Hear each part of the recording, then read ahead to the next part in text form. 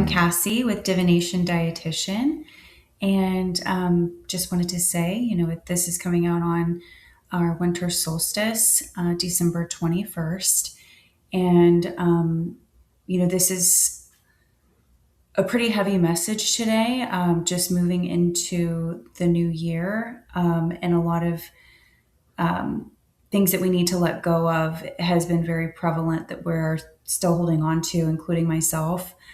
So I hope that this message really helps you today. I already pulled the cards, so I'm just going to kind of run through what I am seeing here. So this is regarding love, just so that you're aware. And so the main card here that I first pulled is rewire the way that you love. When pain becomes the pattern in love, it's time to relearn connection. Begin again differently. And with this card, we have the Lovers on the bottom of the deck. And we have the Nine of Pentacles, which is, for me, being abundant in your singleness, right? And with rewire the way that you love, we have the Knight of Pentacles and the Three of Cups and the Knight of Cups. So for many of you, you've done the work in terms of not seeking out someone to fill your cup of love, and then really pouring into yourself, working on yourself, giving that love to yourself, and then celebrating that independence that you have achieved and breaking codependency cycles. And this cup of love here with the Knight of Cups is really the love to yourself. And it's also highlighting, obviously, like how in the past, when pain becomes the pattern in love, that hits pretty hard for me, just because a lot of my relationships personally have been painful. And so then we have to think about how we have learned that love equates to pain. And that is not true, right? Those are lies. And so we a lot of times end up attracting or being with another person that is just like the same thing all over again. And as we go through these cycles of pain with new people, it's like, what am I doing? Like, this is not the type of love that I want, right? Like, I've already experienced this type of love. I want something different. I want true divine love. And I bought these are not necessarily oracle cards, but it was really, they're called cognitive distortion flashcards. And this is the first time I've ever used them. But with this rewire the way that you love, what came out was all or nothing thinking. It's all good or all bad with no in between. I see things in black and white and struggle to accept gray areas.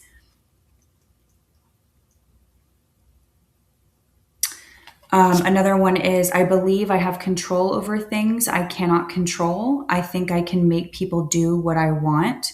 So you can see here these little puppet hands here.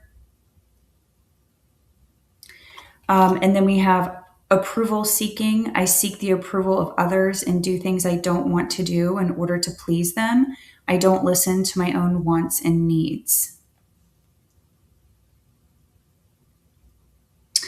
So, the fact that these distortion cards came out with rewire the way that you love. When pain becomes the pattern in love, it's time to relearn connection.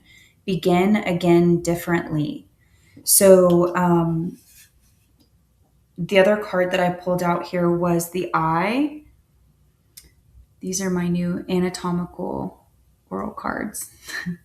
And I've never pulled that card before, so I'm going to actually read The message for that one, if I can find I don't know if I have the book. Oh, here. So the I. Okay. Keywords: sensitive, observant, vision, and intuition. Sensitive with keen observational skills, you have a natural ability to take in all the facts and details and intuit what may be hiding under the surface. You can see beyond the surface level to the deeper, more complex information underneath. From a place of instinct and learned experience, you can envision the many possibilities and the future potential of a situation. So that's pretty interesting, just because obviously either someone, you may be in a relationship and it ended up not turning out to be what you had hoped for, right? And that it was kind of more of the same, which is more pain. But the fact is that you're actually seeing it now for what it is. So, that's not a bad thing. You're actually seeing that this relationship, right, is more of all or nothing thinking. And then you're maybe trying to do some type of approval seeking, right? To please them, people pleasing, or control fallacies. I believe I have control over the things I cannot control. I think I can make people do what I want. We cannot control people, right? They have to make their own decisions. And maybe allowing people to have the room to grow, or allowing space to have a different perspective or see things differently. And then the next card we have here is Untangle Emotional Dependency. When love feels like survival, it's not love, it's fear. You're safe without the attachment. And you can see these, like the red string theory. There's like a red string that is wrapped around the hands. And with this card, we have the Queen of Swords. And for me, this to me signifies that the Queen of Swords is cutting through this red entangled thread.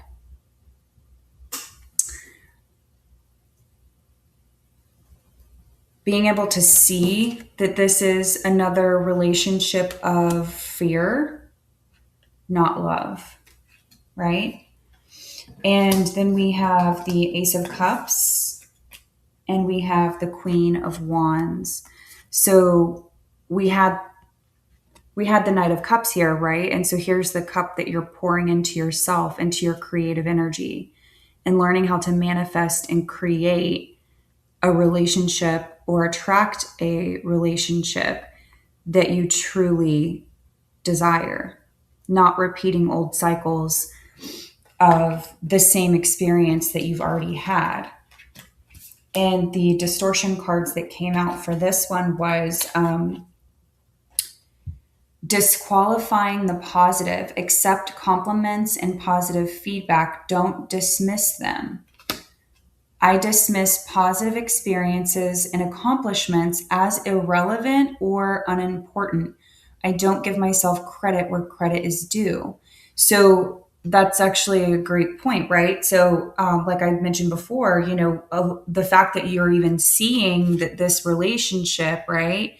You're seeing that this relationship is more of the same. It's more of pain, more of approval seeking, more all or nothing thinking. And that is a huge achievement all in itself. It is recognizing that you see that now, right? So be really grateful and positive about what you're able to see now, what's in your awareness now. Whereas before you were in a codependent relationship with a past person, and you continue to move forward despite your needs and wants and desires, and being able to be your true authentic self and having your needs met. And then the other one was mental contrasting. So practice mindfulness, be present, and appreciate your current reality. I contrast my current situation with an idealized version, leading to dissatisfaction and disappointment with my reality. So if we're walking around with this like gloomy,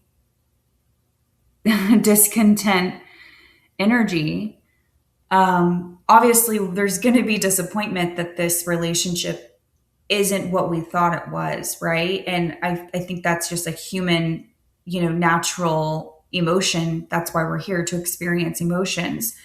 Being able to recognize that you are having this discontentment, but then also transmuting it into gratitude, and then not disqualifying the positive and the awareness that you have now that this is not what you desire.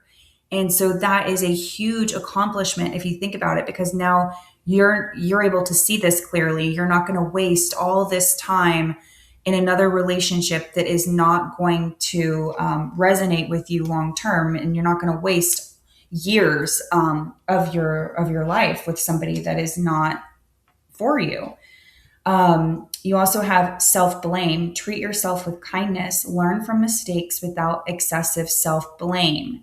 I take all the blame for my problems and other people's problems. I believe that everything that goes wrong is my fault. So give yourself grace. Stop self-blaming. Blaming yourself or others does not do anything but create more pain and suffering for yourself. And so again, transmuting that pain of this relationship not being what you thought it was, and show gratitude that you're learning and you're growing versus blaming yourself. And then mental boundaries, right? We have learned to distinguish your thoughts and feelings from others. Practice self-awareness. I allow my thoughts and feelings to become blurred with others, making it challenging to distinguish between my emotions and theirs. So this is one of those things that we do, especially as empathetic people. We absorb a lot of thoughts and feelings of other people, and we take them on as our own.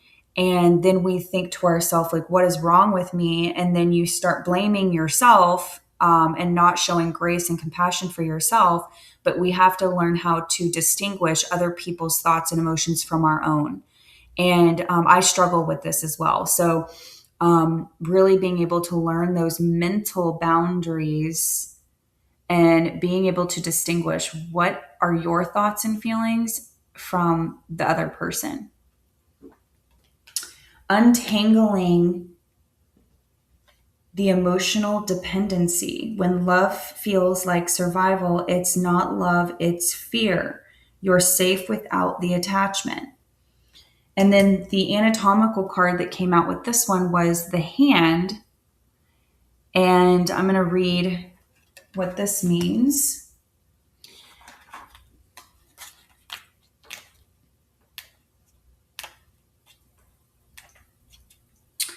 Keywords: emotional expression, creative expression, generosity, and hospitality. Openly expressing yourself creatively and emotionally, expressing your love and affection for others through gifts, offerings, and acts of service. You are welcoming and warm, making others feel comfortable and at home in your company, and you greatly enjoy companionship. Generous with your time and skills. So, obviously, this is a fantastic quality to have. However, the way that I am feeling this energy is that we are actually overextending. We are overextending. We don't have those healthy boundaries, right? We are overextending and people pleasing, approval seeking, and what happens is we're then blaming ourselves because we have made the choice to overextend. And then when that's not reciprocated or someone takes advantage of that, then we carry resentment and anger and blame, self blame. And then we have that discontentment. And, we can't control other people by overextending and then expecting them to do the same for us. And then when it doesn't happen, we get resentful and mad, and then we blame them for not following through or overextending like we have.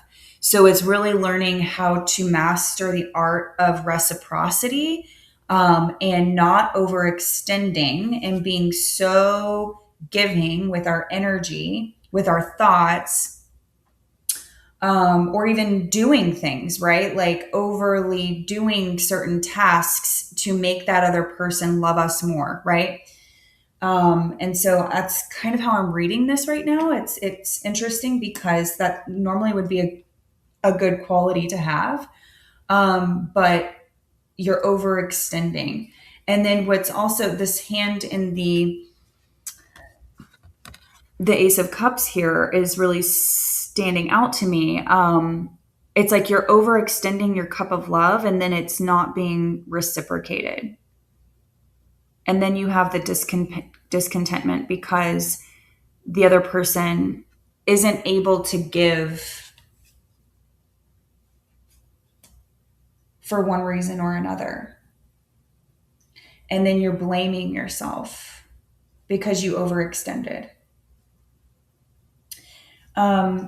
The next card we have here is the cycle stops with you. You are the one your ancestors prayed for. This pain ends in your hands. So we have the hand again, right? So the cycle stops with you. You are the one your ancestors prayed for. This pain ends in your hands. Choose differently now. Wow. And then we have the High Priestess, the Ten of Pentacles, and the King of Wands. So it's saying choose differently now. And that means that now, you have the awareness now to choose differently. It's your choice. And choosing the Ten of Pentacles, you see the family. So you have the little family here. And then it's essentially saying that you are now the King of Pentacles. You were the Queen. I'm not Pentacles, I'm sorry. The King of Wands. So it went from the Queen of Wands to now the King of Wands. And this could be a divine counterpart that's coming in, and you can choose differently. Or you're being asked to embody more of a masculine energy and more of like a creative energy with intent. And that is creating a better choice for yourself in love. And the distortion cards here, one of them is perfectionism. I demand flawlessness in myself and others. I'm never satisfied with anything less than perfection, and fear making mistakes. Embrace mistakes as opportunities to learn. Strive for progress, not perfection. And then we have fallacy of change. Accept that you can't change others. Focus on your own behavior and reactions. I believe that I can change other people and that they can change me. I put my happiness in the hands of others. So that is one of the distortions that we're still doing here. Self-victimization. I play the victim and blame others for my problems. I see myself as powerless and helpless. This reminds me of like the Eight of Swords energy, how she's like being tied up really tight here. Take responsibility for your choices. Empower yourself to make positive changes. And then jumping to conclusions, I make assumptions about people, situations, and events without having all the facts. I often jump to the wrong conclusions. Ask for evidence before assuming things about others' thoughts or intentions. And then with the anatomical card, we got the ovum, which is like a fertilized egg. And it came out with this card, which was the one that says, "You are the one your ancestors prayed for." So it's kind of interesting because the way that I'm like reading this is that you are the person, like you are the fertilized egg that your ancestors prayed for, and you are now incarnated in this lifetime, and they waited for you to incarnate to break these cycles of pain in relationships. So I want to read the ovum.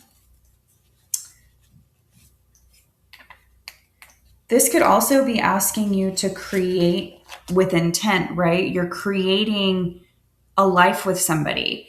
And so, do you want to create and have a relationship with another person who is causing more pain and more fear? Or do you want to create a child, I guess, a family, right? The Ten of Pentacles. Do we want to create a more desired reality for ourselves? So the ovum: potential, fertility, rebirth, hope, and manifestation. Hope, potential, and new beginnings are on the horizon. If you have been considering making a major change in your life and starting anew, this would be the perfect time for a reinventation or new direction. The ambitions you have been holding onto and working hard at for a while now have the potential to come to fruition. Wow.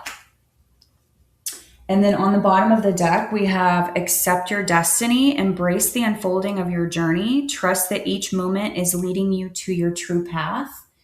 And then today, obviously being the winter solstice, I have been feeling very called to clean my whole entire apartment, like deep clean, like go through my closet, go through my shoes, go through my jewelry, go through my makeup, go through literally everything and declutter and get rid of things.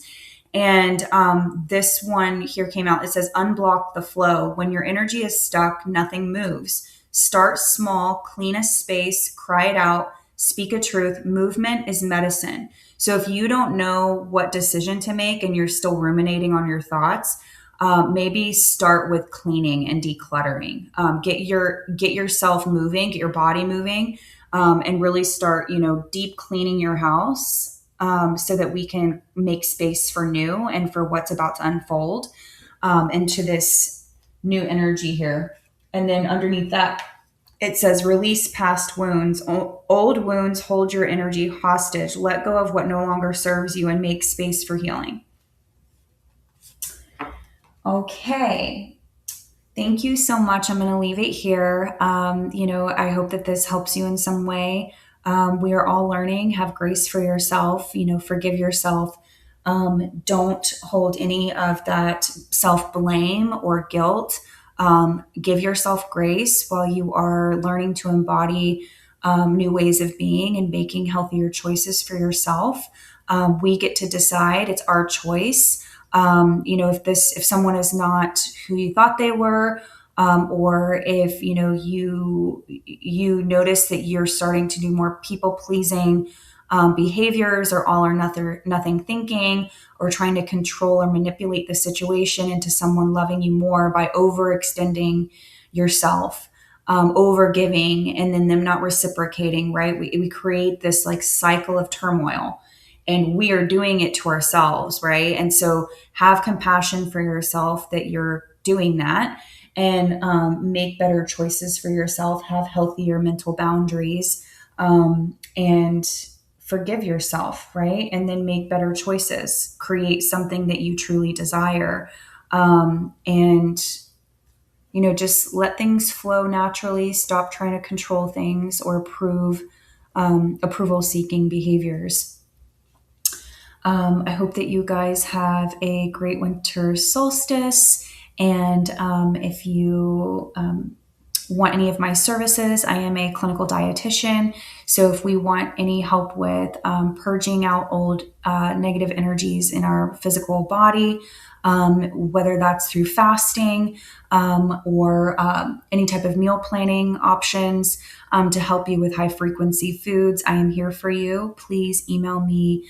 My email will be in the description box below. I hope you guys have a great day. Love you.